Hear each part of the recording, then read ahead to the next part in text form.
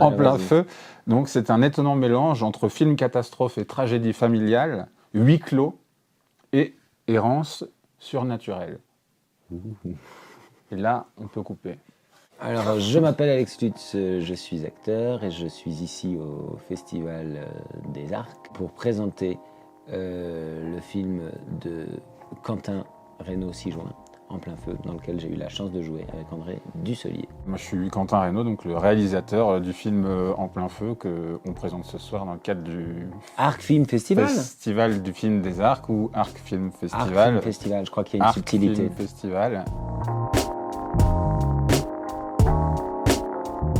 J'aime bien tous les rôles quand ils sont bien, quoi, quand les films sont bien et quand il y a du talent à l'écriture et à la réalisation. C'est le cas du cinéma de Quentin, que je trouve un cinéma signé, qui lui ressemble, radical, enfin, un spectacle de cinéma très unique dans ce qu'il propose. Donc oui, bien sûr qu'on dit oui tout de suite. Mais entre le drame familial et le drame un petit peu surnaturel. C'est-à-dire qu'en fait, il y a une première partie qui est dans quelque chose de très réaliste, qui est donc dans cette sorte d'échappée du feu, voilà, deux personnes, un père et un fils, qui doivent échapper, quitter leur logement pour échapper à un feu de forêt, se retrouvent coincés à un endroit où ils n'étaient pas censés l'être, où tout était censé bien se passer. Ça se passe mal, et la deuxième partie, donc, c'est quelque chose qui est beaucoup plus intime, qui est beaucoup plus organique. On est beaucoup plus dans la déambulation, et c'est le passage du personnage principal, donc joué par Alex, qui affronte un petit peu l'épreuve du feu, et ses démons, Phoenix, qui affronte ses démons et qui, au travers de ça, affronte le deuil, voilà, qui n'a jamais su affronter jusque-là. Il y avait des parties qui étaient vraiment en décor naturel, dans les Landes et tout ça.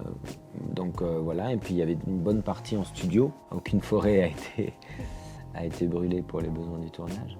Mais donc on était en studio également, où là il y avait je ne sais pas combien de milliers de mètres carrés reconstituant comme ça cet endroit où nos voitures étaient coincées. Et c'était très chouette à faire. Les décors, certains décors dans lesquels on a tourné d'ailleurs, ont été évacués et ont brûlé cet été. On a tourné exactement à l'endroit où les feux de 2022, au sud-ouest de la France, Sud-Gironde et Landes, se sont déclarés. On dit toujours la fiction est supérieure au réel, mais en fait c'est l'inverse. Le réel est bien supérieur à la fiction. Le réel a plus d'imaginaire que la fiction. Toutes ces dernières années, ces derniers mois nous le montrent encore une fois. La fiction est...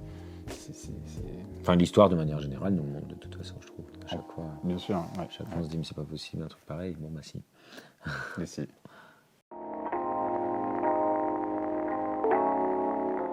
On tâchait d'être quand même au plus proche de ce qu'on avait à jouer, de l'étouffement qu'on avait à avoir, avec un travail sur les fumées aussi. Il y a Marie-Laure Tanner, qui est ma maquilleuse que j'aime tellement, qui arrive à faire des patines de peau.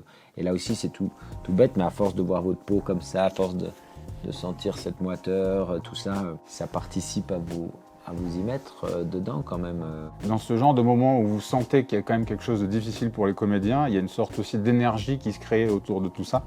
Non seulement les comédiens sentent bien qu'ils ne vont pas pouvoir en faire 150 parce que les conditions sont dures et du coup il y a une sorte de concentration maximale pour vraiment être à l'essence de la chose.